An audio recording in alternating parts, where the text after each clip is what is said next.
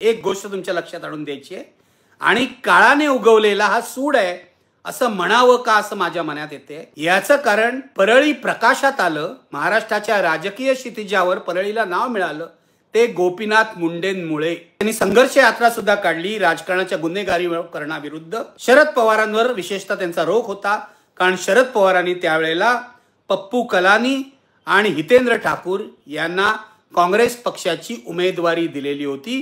त्यामुळे शरद पवार हे महाराष्ट्रातल्या राजकारणाच्या गुन्हेगारीकरणाला जबाबदार आहे असा आरोप गोपीनाथ मुंडेंनी केला आणि त्यांना इथल्या मीडियानी मोठा पाठिंबा दिला होता। आज गोपीनाथ मुंडेंच्या गावातच गुन्हेगारी टोळ्यांचं थैमान चाललेलं आहे।